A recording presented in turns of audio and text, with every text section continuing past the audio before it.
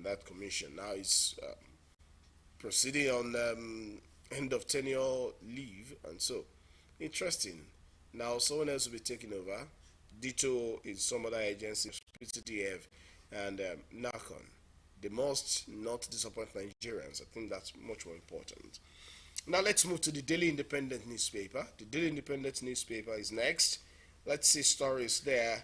Perhaps those we've not been able to take. Labour Party tackles FG over 50 naira SUVs for 360 reps. That's on page 29 of the Daily Independent newspaper.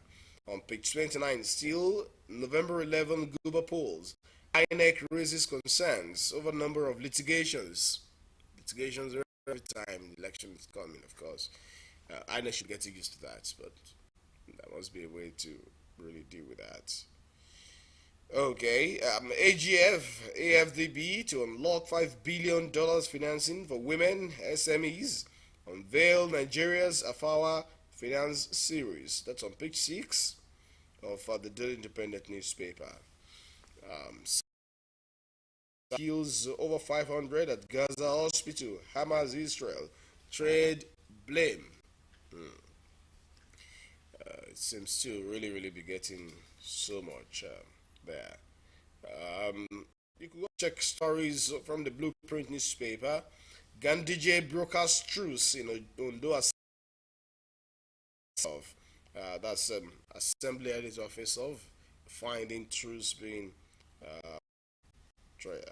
brought into effect there on the process of impeaching the deputy governor. And national reorientation, call of renew hope agenda. That's Malagi. But anyway, on the spotlight there, not just a matter of telling us we will do this, we will do that. Really make sure you do it. All right, everyone, we'll go on a first break on the outlook this morning. When we return, we'll be taking costly look at issues having to do with the use of technology, as well as we'll be right back, everyone. Please stay with us.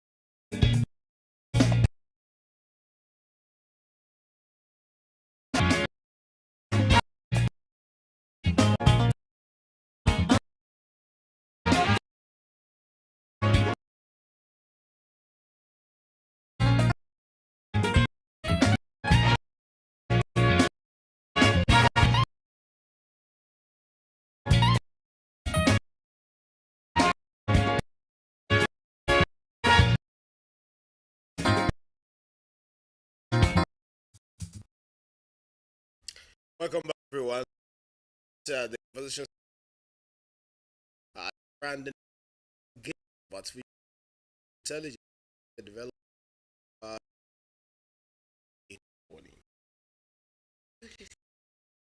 many people feel they're just in the was being redundant, so on and so forth. It could be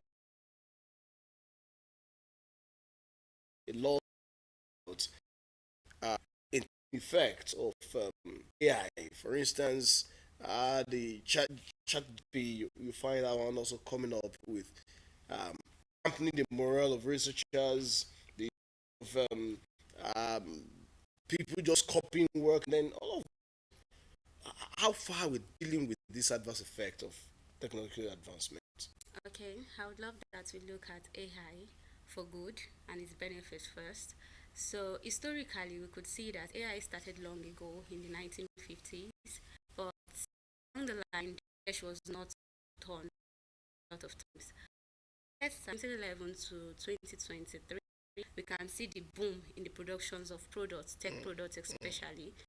So I would say like we should look at the positive side, which is like technology has more good than evil, or the bad side. Okay. So one of the benefits is like for people into the research environment, content creation, and people are now productive than ever before doing research now, because doing your content, maybe you want to send an email message to your boss or that, before you might have to have, there's this what we call the writer's block that every creative have along the time of writing. Very well. So you can just question ChatGPT or Bard to write this mail to my boss. I would love you to help me recreate or recraft this message. Then it does that for you. It is not that it is doing your job. Then you take the content there, you work on it, you improve it such that you can see that this is, even for ChatGPT 4 now, version 4, it actually produce content like humans, like you and I. So it is like there is no much gap in that production. So I would say that when you get content from, revisit it, recheck it, then produce this thing, then send it to your boss. That is productivity. We should not look at AI as the negative part. In other spheres like healthcare, the prediction analysis now is one of the boomest method or technique used in healthcare, because many a times our doctors come to a default. They are human beings, they are Very prone well. to error.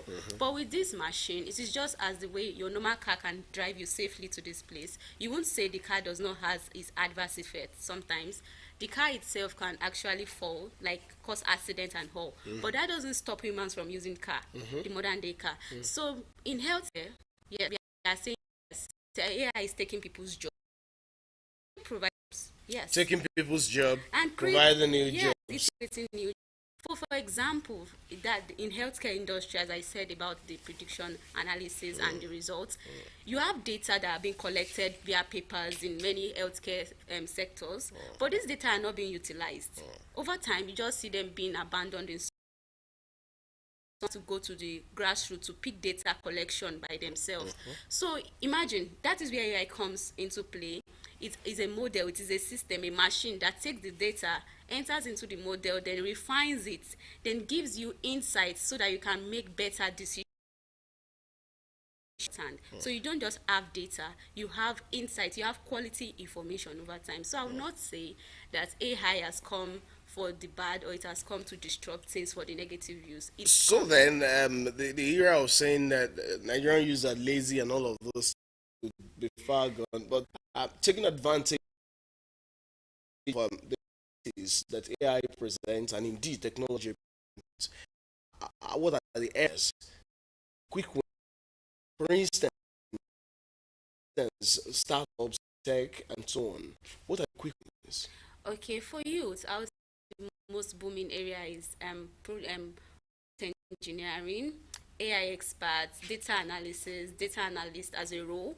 Then you can further to see that there are many jobs that will be created. We should not lie. So content creators, for example, they used to wonder like, okay, they want to have a plan. So with AI, you can plan a whole year. You can have your schedule set, an appointment, a reminder. You can use all those things. Say that small businesses, they can use AI effectively too, because when it comes to them also getting their data to make decision, they can use AI technologies as support. So such that also, instead of using your chatbot, whereby your chatbot is the one communicating to your customers, you can create an AI system or a AI software that is quite intelligent, that communicates to your customer like yourself. And one benefit is that it is 24/7 available. It is not like human being. We get tired. We can work for like 4 or 5 hours and like, oh, even your customer service person who smiles day and night is like, oh, I'm tired. I can't actually take this work. But the presence of this machine, the presence of this technology can take extra work. It can be overstressed and it's not feeling it. It's not like human beings. So doing this, in the long run, you can see that your customers do not have to say, okay, this service will not be available at so time. So they know that it's 24/7. You are making more profit. They know that your service is always available. There is now better customer to relationship between your organization, and actually promotion of your services with good content.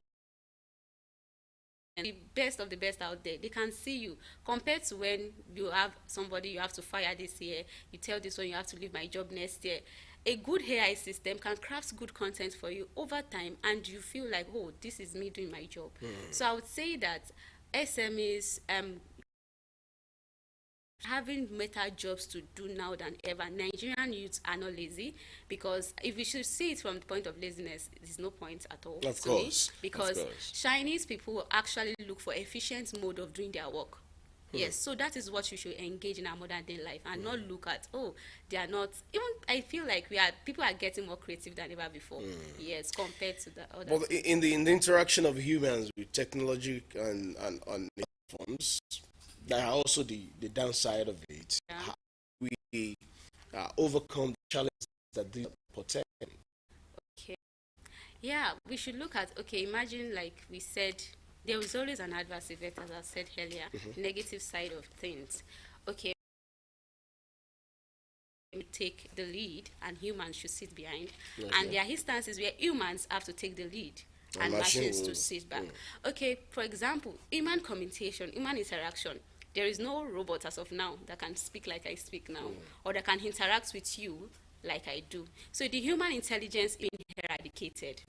Yes, it is still there, but we are just saying there is a system, there is a machine that can support or boost that system. And in occasions where humans can gaps, such like maybe nuclear bombs, the war going on, machines like robots, AI built machines can actually go to the place of those wars, reduce occasion, instead of humans dying, you understand? So we should not Fatality try, gets reduced. we should not feel like they are negative. No, they are not. So we should see that humans lead in some occasion, communication skill. Machines are not taking our creativity. No matter how much a robot or a machine can craft something, it is being fed by somebody. Somebody actually puts this machine together to brainstorm to put this thing together. That does not beat Mona Lisa's heart. Yes, the best of the best work will still come out. That is where you now compare human intelligence and machine put intelligence together. So I would say that humans are still powerful, their creativity is still intact, the human intelligence will be utilized going forward. So there is no negativity on the hand of saying machines are here. What's the challenge? Well, what's been the inhibiting factors that have prevented Nigeria from taking full advantage of technology, AI, as a platform for our development? I do understand that many countries of the world now base many of their policies implementing on technologically driven planes. Why is that difficult in Nigeria? Okay, firstly, I would say that yes, we are limited in terms of resources. Many Nigerian youths, as of the moment, runs on solar inverter. Yes, for production. Creative people, whereby there is no even light, basic resources. How do you expect production to even go forward? So I would say that one of our creative resource is that we need light. Number two, some of our people need exposure. Yes, some of the youth need exposure. And for people who do not need exposure, look at our data supply lines, the telecommunication company service that are being provided to us. Because sometimes you can be on a connected and on a meeting, before you know it, you are just seeing like 0 bytes per second on your gadget. You try to use a particular device, you change to another device. These devices are not connected. It is not the same in the US. It is not the same in China. The so-called forefront of technologies, that is not their problem. They have actually sorted the basic resource problem and to other level of creation. So I will not say that Nigerian youth, they're not like Nigerian youth can't do more. We can do more if we are given the platform, given the resources to do more. And for those doing more currently, I would just say cheers to them. Now, if they want to keep up the good work, are there reasons to tinker with policies? Are there reasons Yeah, to yeah. look at enabling laws and regulations? Currently, there are also issues about the social media regulation bill, and many are kicking against it. Some say not. What are your thoughts on that? Yes, we need governments to create policies that supports creativity and this kind of technological innovation. Just as the Minister of Education, Dr. Bosun Tejani, just said of recent that is empowering 1 million youths as of recent. Yeah, empowerment is good, yes, but the pipeline for employment, if you give these people the skill, what are the policies that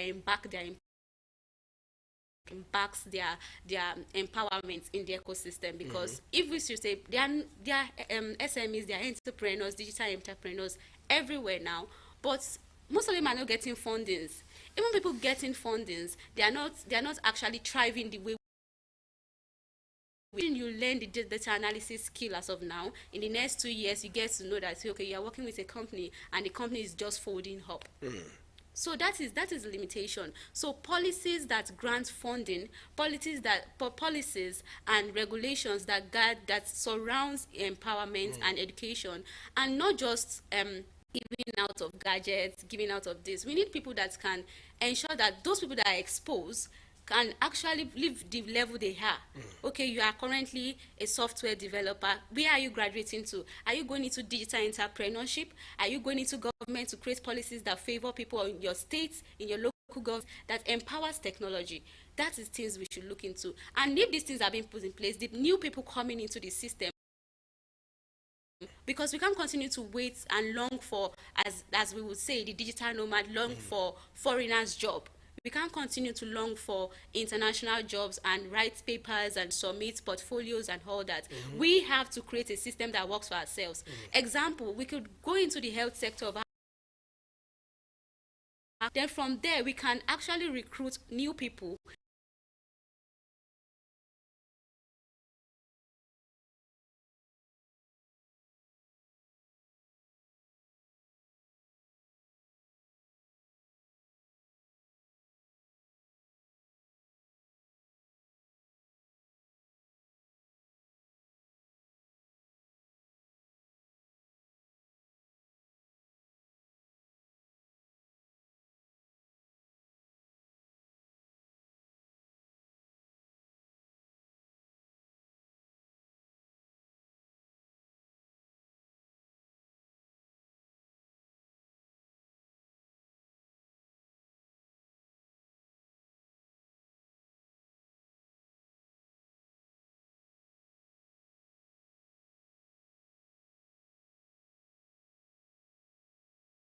The system use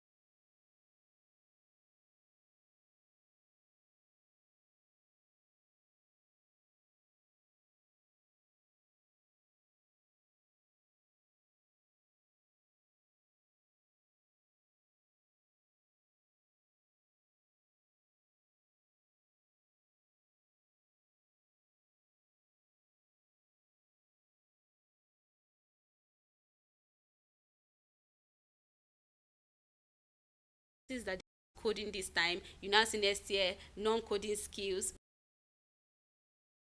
in capital.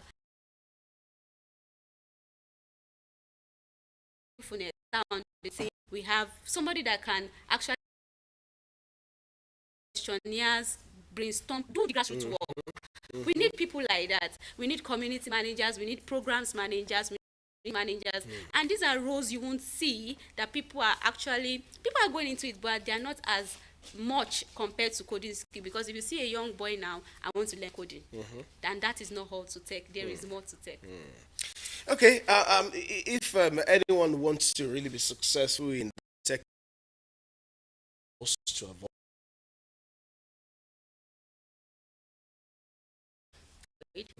Firstly, I would say that number one, be skilled at what you do. Okay. Yeah, when you are skilled, there is a level of skillfulness you have, and you know, yes, you can tackle this problem, you can solve that problem. That gives you confidence. But Nigerians, or this part of the world, Africans, we try to just do our jobs. We try to just do it. We are not as maybe internationally proficient, let me use that word, as other competitors around the world. Because yes, as if you look at the industry now, you see roles like senior roles. Very well. Yeah, you barely see a junior role. Yeah, and to climb up the journey, that is one of the like, okay, many people now wants to just get the skill and get a job, but we need people who are skillful. So if you don't want to fail in your career, be skillful, number one. Check that box. I am skillful at this. I am an animator and I'm good at this. So my competitor all over the world knows that, okay, I can stand on the same platform as they, compete globally as they are doing. Then after, for you to be skillful, as I said, you need resources, your Very well. mentors, your guidance, exposure. There's nothing like exposure, because if you don't know what is going on in China, you have your phone, fine. There's a difference between you seeing things on your phone, like the Dubai, And seeing it in and reality. seeing it in reality, because you'll be like, oh wow, this is a smart house. I actually lived in yourself is different compared to somebody who has just been, okay, I just know this, I know this by reading, By the books. by video. So I would say exposure, be exposed, travel as much as you can, meet people as much as you can, and be prepared to face challenges. And the final is the imposter syndrome. Like the imposter syndrome, like when you feel like you are doing well to your to do, but you still feel like you're not good enough, because maybe your colleagues elsewhere, they are actually doing the massive work or the so big work, and you're like, okay, I don't need to talk about myself. I just need to hide myself. I need to stay behind, and maybe one day somebody will find you. Nobody will find you. The truth is, you have to step out. You're in a digital era where you have to show yourself, like, this thing, I'm good at it. Yeah. Interesting there. I have to thank you so much, brother. Ajayi. Thank you for your time on the program. It's so important that many of these things are things that you can really do to get yourself on the right track of tech world. Thank you so much for those views you've expressed. It's be time for a check on our health. Please do stay with us, everyone. We'll be right back.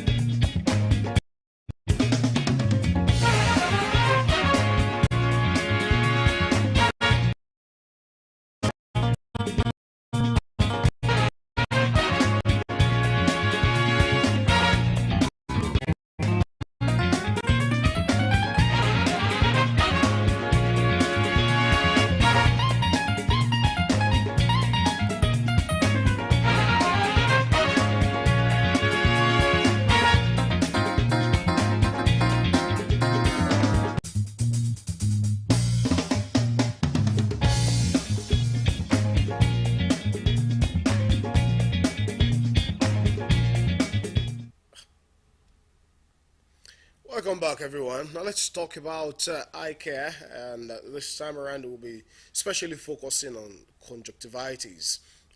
That's the pink eye you see around. What are the causes? How do we control it? And then, is it preventable? What are the treatment? Those are questions I might not be able to provide answers to, but the person here with me will be doing justice to those questions. Dr. is an optometrist that's joining me for the conversation. Good morning. Thank you so much for coming on the Thank program. you very much. Now, let's start with this conjunctivitis. Many are of the view that perhaps you offended some people in the village and then that's why you're having it. Some will even say that, look, the gods are angry with you. And some will tell you, oh, okay, it's a sign that you have covetousness. Let's look at the myths and the misconceptions about conjunctivitis. Well, thank you very much. Well, conjunctivitis is a viral infection. It's not an attack from their village or from any uncle or relation. Okay. It's a viral infection. It's a health condition. Yes, it's a health condition. Yes, it's a viral infection that that is as a result of inflammation of the conjunctiva. Conjunctiva is the part of the eye that is transparent cover that covers the whitish part of the eye, and also the eyelids, the upper and lower, is a transparent cover covering them. That's how God made the eye. But when that area is infected, it leads to what we call conjunctivitis. What causes the infection? It's a virus we call adenovirus, which can easily be picked from surfaces, from the wall, from touch. The condition is contagious, so some other persons can easily pick it. Maybe that's why the myth of it is from this person caused it for me comes in. So, and majorly unhygiene nature can lead to conjunctivitis. Unhygiene nature, such as not bathing properly or what? That can be called an unhygiene, but basically the most important one is keeping our hands neat. You know, when the hands are not neat, you can easily rub the eyes, you can easily transfer things to the eye. So when the eyes are not, when the hands are not kept neat, and then when the eyes are exposed to others that have such condition, one can pick it up. And also when when our immune system is low, we are not eating properly, it could lead to such infections too. So many things we have to talk about on this. Let's take the one by each. You did say it is contagious. Is it through or by merely looking at your eyeball that you already have it, and I look at you and so I automatically must also have it? It's even both, always. Where it can be transferred by touch. Okay.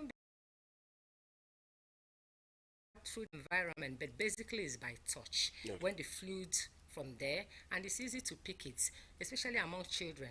When they rub their hands, they always do, because such condition, the symptoms are irritation and itching, sometimes tearing, and those liquids, they can easily touch it, and it could be by that. And then when they're in the same room, even through the air, you can pick it. It's closer contact with, in a close contact with such a person. Now, what can I eat to prevent this? What must I not eat to prevent this? What you eat is to generally a good diet boosts your immune system. And when we say good diet, especially as far as the eye is concerned, it's the simple diets we see around that are quite cheap. Green rich vegetables are good for the eyes. Look out for colored fruits like carrots, or apple, carrots, tomatoes, peppers. These are vitamin A rich foods and purpose, and they're very much around us. So we can easily tap into them and feed well. You know, then we talk about, when we're talking about processed food and so much fry that we package for children, it actually lowers their immune system. The foods that boost our immune systems, that some of them that I've just mentioned, will help even in the eyes as well as the body system. Yes. Now, some have also talked about locust bean as enhancer of good eyesight. Can this also help? It can also help. It's part of the when you are making good vegetables. So So you're talking about avoiding junks, yes. avoiding fried food, and all of those other things. But kind of an environment where people are so much used to this, um, I mean, are there values? What can be done to really prevent, apart from healthy lifestyle that we've about? Well, genes see meaning hygiene. Okay. Hygiene is also equally very important. And also lifestyle. We've not exhausted the issue of lifestyle. The idea of smoking and excessive drinking is also part of what could lower the immune system as far as the eyes are concerned. Maybe simply put, we should say the smoke can come out from the eye and then your eye become pink. Not really. Not really. Not really. But basically, all that lowers the immune system will Will make have one a- susceptible to conjunctivitis. Yes, because actually conjunctivitis as a problem of its own can be self-limiting. It can resolve on its own if your immune system is high. But we don't go ahead and encourage that.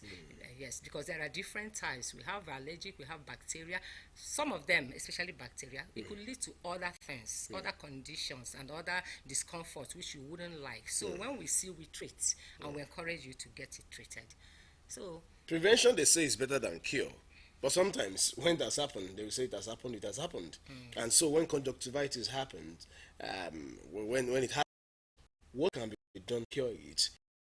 I've heard many things. Some would say when you wake up in the morning, or first you urinate in the morning, you wash your face, and then conjunctivitis is gone.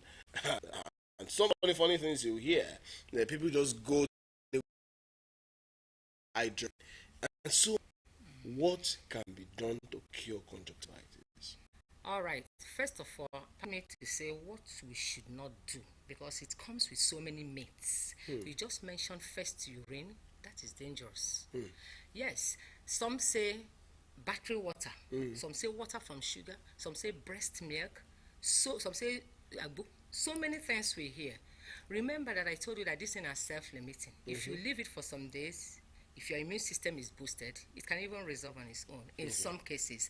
So for some people, when they add such concoctions that I can even call poisonous, they tell you it's cured the problem. It helped in the problem, but it didn't really. And you may have caused damages which you may not know. The first urine you mentioned, if the person has probably gonorrhea or there's disease in the person's system, it means you are basically dropping it in the eye. Please, we don't encourage any of those, okay? Kindly meet your doctor because we have medications, proper medication. It needs to be properly diagnosed. And mind you, there are other things that could cause, because this conjunctivitis comes with redness of eyes, sandy sensation. You feel the sand in the eye, and sometimes water is a tear and water comes out from the eye. And some cases too, depending on the type, the eyes tend to gum together. Apart from itching, there are other eye conditions or eye diseases that can also manifest in that form. And there are some you have a swollen eye Yes, layer. there are still some other eye conditions that may come in that way. So we need to diagnose properly that it's even conjunctivitis. Just like some people will come and tell you, oh, I have cataract, I saw it with mirror. They didn't get it. So we have to make a proper diagnosis and treat accordingly. Conjunctivitis are different types and they all have different types of management. So it's not just enough to say, I will go and buy eye drop and use. We don't encourage that. And it's even worse when you say, I added this in the eye, concoctions like that. And that's why we are talking that such things should be totally discouraged. Now, some have also said that once you come down with conjunctivitis, make sure you have a dark shade so that you're not putting others in danger of contacting from you. How true is that? Does it really work that way? To some extent, they may be right. Just like I told earlier that it could be airborne. Okay, but then the best thing to do, in as much as you do that, and then it also can be true to some extent because you are photophobic. You don't like the sun at all when you have that, and the sunshades can actually help you to some extent. But we still insist you visit your doctor when you have a simple, in quotes, Apollo, because that's the common name. Yes, they call it Apollo. Apollo, and some see it as a simple infection. But then we also see it as simple because it's treatable. But then it may be more than that. So your wearing sunshade is fine. It could help to avoid others getting it to a very small extent. The main preventive measure is to maintain a very high hygiene. Okay, don't touch that eye, and then always wash your hands, and eat well. Beyond that, it's possible that a nursing mother comes down with conjunctivitis. It's possible that head of the family comes down with conjunctivitis, polo. It's very possible that it's the youngest child in the family that's down with it. Whichever way, what should the rest of the family do? Well, they should try to avoid contact with those other persons. No matter how difficult? Yes, it can be difficult because sometimes they sleep together, and then they should watch out for the signs. Once it's about to start, they could also meet the doctor for treatment. You mustn't wait till the eye got swollen and red. It comes with certain symptoms of maybe constant itching and maybe tearing. Okay, that means they're getting it gradually. And then, like I always say about nutrition, proper nutrition for everyone, proper hand wash and face wash for the rest of the persons. And if possible, they can sleep separate for some time because it wouldn't take long to resolve. The other members of the family mustn't get it. They mustn't get it. Well, before I let you go, it's also important to know what are these other signs that you must look out for. You've talked about the sensation, you talked about itching, you talked about swelling of the eyelid. What are the other things we should look out for? For instance, if one day I'm just feel something's in me, about to come down with conjunctivitis, It could be many other things. It so mustn't, then it mustn't necessarily be conjunctivitis. You are having, it could come out with gummy eyes. You wake up, or after some time, you see discharge at the tip of the eyes. It could also, like you said, such persons wouldn't like the sun. They're photophobic. They will be so uncomfortable under the sun. And then with a mirror, also you see the redness and tearing. Water comes out from the eyes.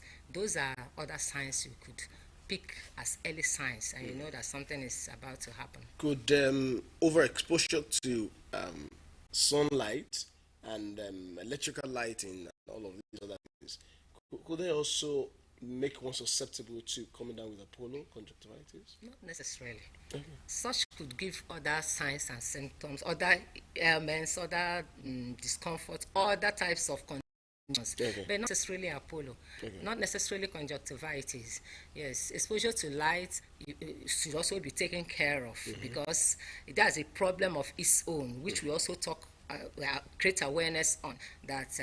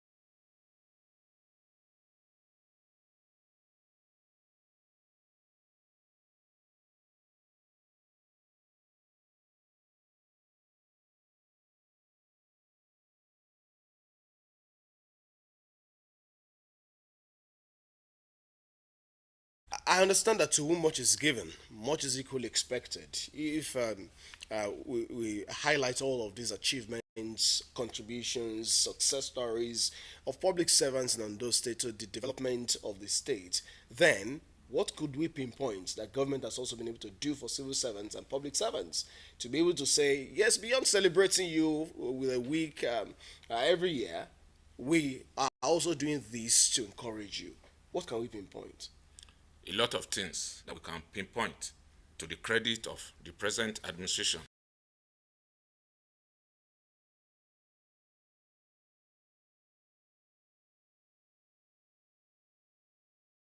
Previous government.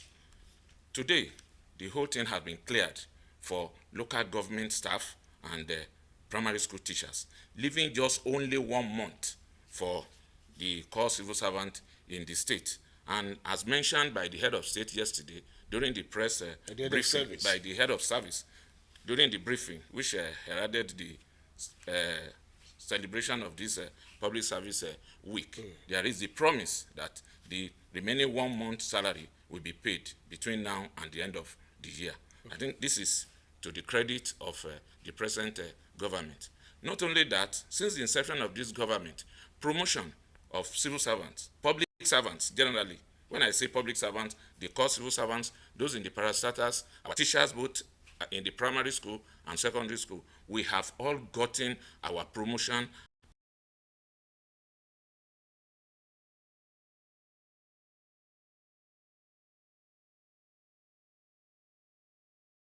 are promoted. And not just promotion like we have in some states, that where they have what we call nominal promotion. If you are on level 8, your salary is say 60,000 naira. You are promoted to level 9. You will still continue to earn that same salary. 3 years later, you are promoted again. You still continue to earn that salary. But here in Ondo State, once you have your promotion, it is an effective promotion with financial benefit. That is to say, if you are promoted from level 8 to 9, you will equally be taking the salary of level 9. And by the time you are qualified to move to the next grade level, level 10, you will equally be taking that same salary.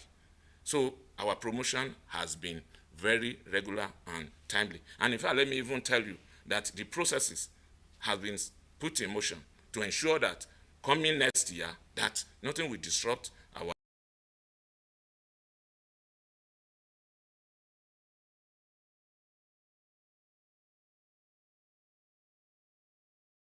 your people, I mean the median people, they are all there, and I'm sure by now the news is already in town. Yeah, your point is well made, Chief Akinagwe, but many commentators will tell you that payment of salary is sine qua non. It's just, of course, it's normal. You just have to do that because the laborer is worthy of his wages and his dues. Promotion, of course, is also something that should happen.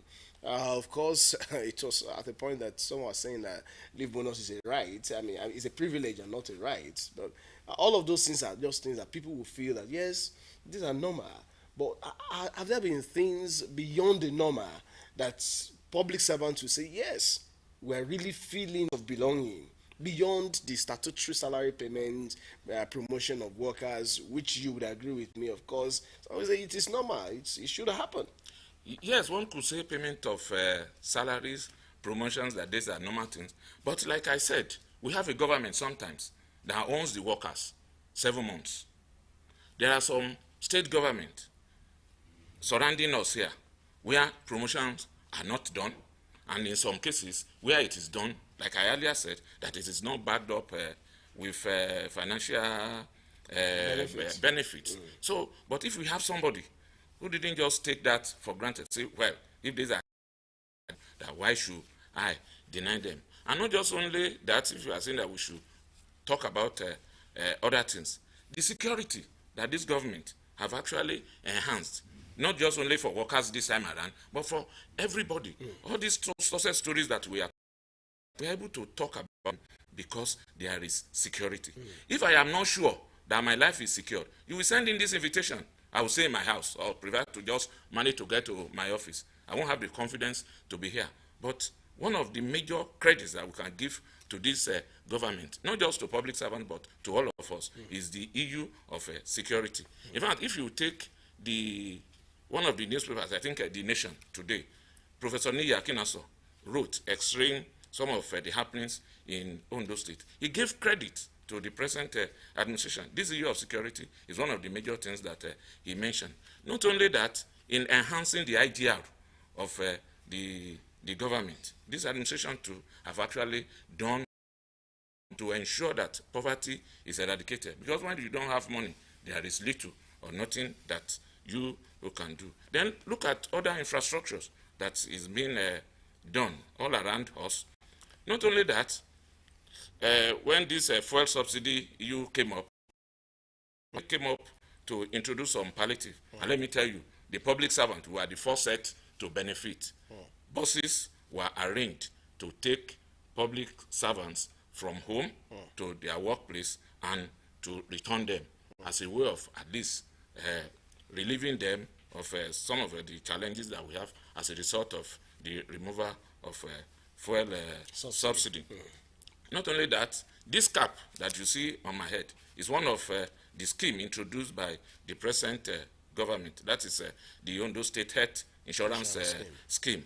There are so many people who died as a result of poverty, as a result of the fact that they could not afford funds to take care of their health. But this government introduced where you and I, as public servants, will make little contribution to a pool that is being managed. And you see people now going to hospital where they are expected to spend 70, 80, 100,000 naira, but they will be taken care of. And this scheme is not even only peculiar to the public servants. The pregnant women, they are even taking their own free of charge at no contribution. Then the children, age 0 to 5, they are equally benefiting from this health insurance scheme introduced by this administration. So if we are to be talking, I think we will continue Now, to have what's the things future to talk of about. public service in Ondo State? While people might be really enthusiastic about the success stories, those are things that are now on ground. What's the future of public service in Ondo State? Is it looking well? Well, to me, the public service in Ondo State, we are faring well. Can be better. And what we say better can be improved upon. I keep on making reference to the press briefing made by the head of service whom I'm representing at this program. Yes, there are areas that requires improvement. For example, in our schools, we know that we don't have enough teachers. But let me tell you, the government is not just resting on this. Efforts are already in place to ensure that more teachers are recruited. It's not that none has been done. You will recall that this administration recruited 1,200 teachers 2 years ago to ensure that we have teachers in our primary schools. An effort is equally to ongoing to ensure that recruitment is done, not just only in the primary school, but also in our secondary school. And not only just that, there have been employment to some of the key critical areas, such as health. The head of service said it yesterday that approval has just been given to recruit 1,000 health workers. This is part of ways of ensuring that improvement is enhanced in the public service, particularly, like I said, health. 1,000 approval has been given to recruit staff, nurses, doctors, and the paramedical officers to ensure that we staff all our medical facilities. Chief Akinagbe, labor-government relations, very, very important. When it's not harmonious, then all of this we're talking about will just be in a mess. To what extent is government, nay, the office of the head of service, working to ensure a continuous, harmonious relationship with labor unions in Ondo State? Well, thank you. I would have preferred that we have a labor union person to come and talk about this. One of the good things that we can say that this administration achieved is ensuring labor and the government.